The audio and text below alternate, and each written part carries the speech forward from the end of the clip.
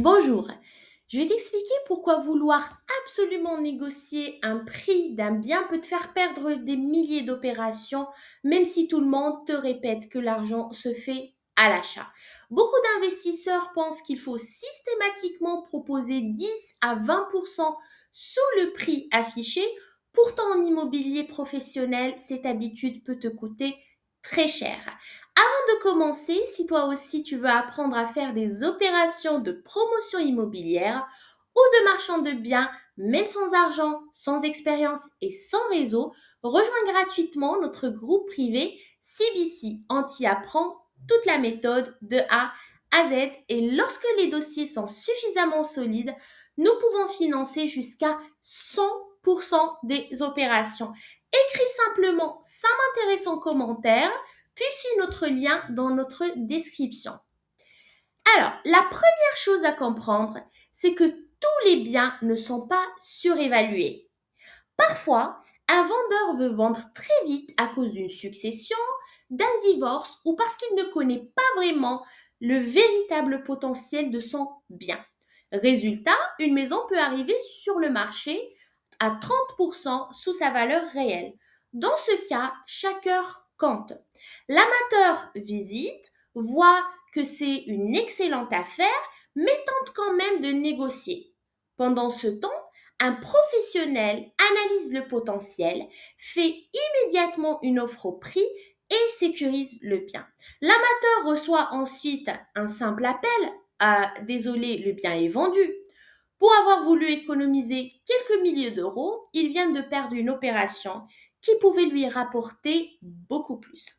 Chez CVC, Control Before Capital, la méthode fondée par Alexandre Petit, nous répétons toujours la même chose. Ce qui compte, ce n'est pas seulement le prix d'achat, c'est la qualité de l'opération. Un bon marchand de biens ne calcule pas uniquement ce qu'il gagne à l'achat, il calcule surtout la marge qu'il réalisera à la revente. Prenons un exemple. Une maison est affichée, par exemple, à 299 000 euros. Beaucoup chercheront à négocier, mais un professionnel, lui, voit qu'il peut détacher un terrain constructible et revendre l'ensemble avec une forte plus-value. Même payé au prix demandé, le projet reste extrêmement rentable. Le prix affiché n'est donc pas le problème. Ce qui compte, c'est le potentiel caché du bien. Pour réussir, tu dois connaître parfaitement ton marché. Tu dois être capable de savoir en quelques minutes si un bien est une opportunité.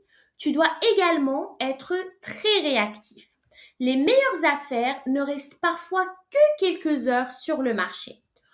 Enfin, lorsque tu fais une offre au prix, rassure le vendeur.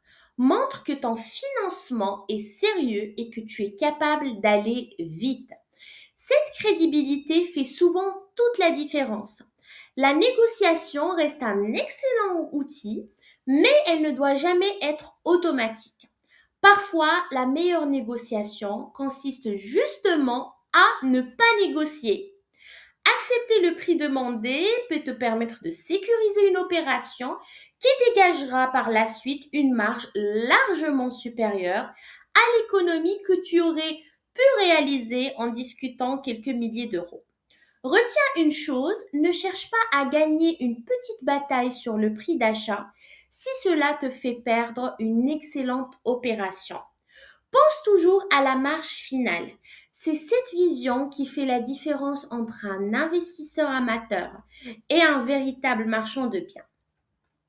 Et si tu veux approfondir le sujet, il suffit de t'abonner à notre chaîne parce que je vais partager beaucoup d'autres vidéos sur la méthode CBC et tous les leviers qui permettent de réussir des opérations de promotion immobilière ou de marchand de biens, même sans apport, sans expérience et sans argent et sans réseau.